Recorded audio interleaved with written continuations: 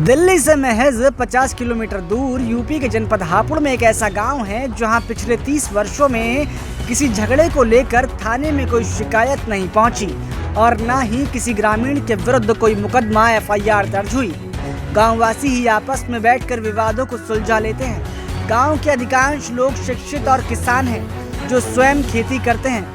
गांव में कोई भी नशा नहीं करता है। यहाँ के किसानों को खेती से अच्छी पैदावार और कमाई होती है।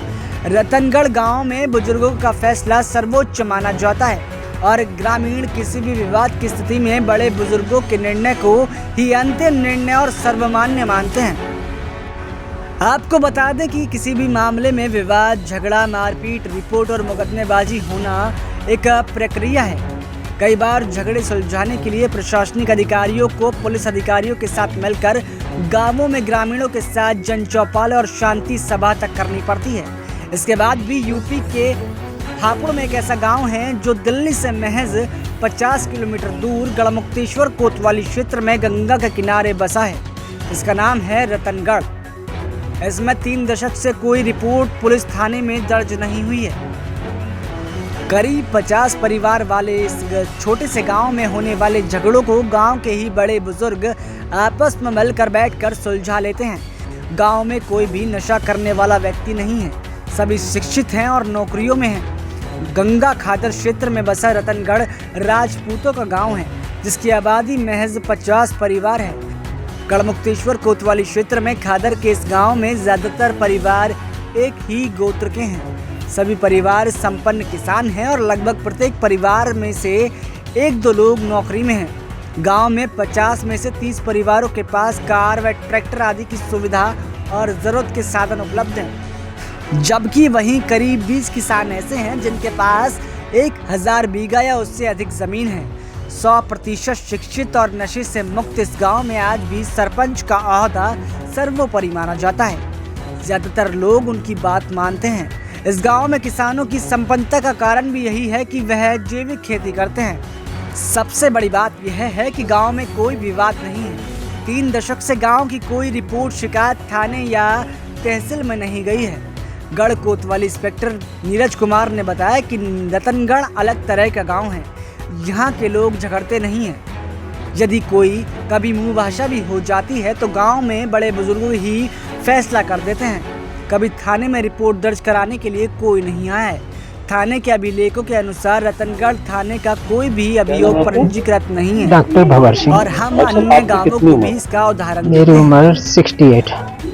आप रतनगढ़ गांव में रहते हैं। आप कितने भाई हैं? हम 5 भाई हैं। सब लोग यहीं रहते हैं? नहीं, हम 2 भाई यहाँ रहते हैं। 2 मेरठ हैं, एक एक्सपायर हो गए, उनके बच्चे, एक गुड़गांव और एक साहिबाबाद में रहते हैं। आपके परिवार की संयुक्त रूप से कितनी भूमि आपके पास है? करीब 80 बीघा करीब। तो क्या कभी हिस्से बंटवारे को लेकर कोई झगड़ा लड़ाई हुई? नहीं, कुछ नहीं, बस अपना वो बाहर रहते हैं, जमीन हम जोतते बोलते हैं, यहाँ रहते हैं गांव में रहने के नाते। बस तो क्या गांव का जो आपका कुछ मिलता है पैसा, उसको उनको आप देते हैं? बस कभी आवश्यकता अनुसार उन्हें जरूरत है दे दिया, नहीं तो हम ही खर्चे में ले लेते। कभी इस बात को लेकर कोई लड़ाई नहीं, कुछ नहीं, किसी तरह की, सब संपन्न है, किसी को जरूरत ही नहीं पड़ती। अच्छा, गांव में कितने परिवार टोटल यहाँ पर रह रहे हैं? टोटल वैसे तो हम एक ही पर बाबा के हैं, पर 8 परिवार हैं करीब। कितने यहाँ पे वोटर हैं? वोटर करीब 50-60 के बीच से। अच्छा, तो जो गांव में कोई सरकारी स्कूल है यहाँ पे कोई बच्चों के पढ़ने की सुविधा? यहाँ से आधा किलोमीटर पे है ब्रजघाट प्राइमरी और आधा किलोमीटर पे बलवापुर में प्राइमरी स्कूल है। तो कितने गाँव का ये माजरा है? कितना सरपंच कहाँ के लगते हैं यहाँ पे? यहाँ प्रधान आलमगीरपुर गांव है। वैसे आलमगीरपुर में एक माजरा बलवापुर है, एक रतनगढ़ है, एक भोगापुर है। तीनों गांव की एक ग्राम पंचायत है। तो उसी का गांव के प्रधान यहाँ पे आते हैं?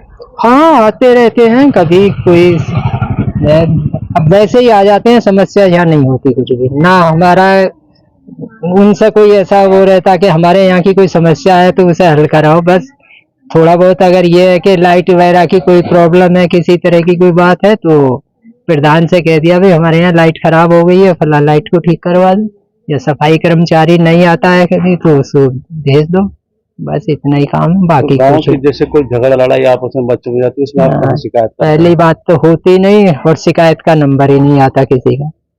ये तो सब हमारा अपना काम है, हमारे ही बच्चे हैं, हमें रहना है, और हमको जो है सुलटना भी हम ही को। तो ज्यादातर बच्चे जो यहाँ के शिक्षित हैं सब कोई सरकारी नौकरी में है या कोई सब प्राइवेट नौकरी कर रहे हैं? सब प्राइवेट नौकरी कर रहे हैं फिलहाल। सब बाहर नौकरी। हाँ। तो जो गांव की साफ सफाई व्यवस्था है इसको लेकर आप सरकार से कुछ कहना चाहेंगे, प्रशासन से? बस कोई खास नहीं, बस यही है कि सफाई कर्मचारी आता है, हफ्ते में एक दिन आ जाए तो वो भी ठीक है, नहीं तो हमारे यहाँ तो सब सफाई ठीक ही हो। सब लोग कोई महिलाएं यहाँ पे नहीं। सही रहती हैं? सब कोई कभी कोई टेंशन किसी किसी महिला का नहीं, आपस में कोई झगड़ा हुआ है? नहीं कुछ नहीं, सब अपने काम में फुर्सत नहीं है सबको, सब व्यस्त हैं अपने अपने काम में।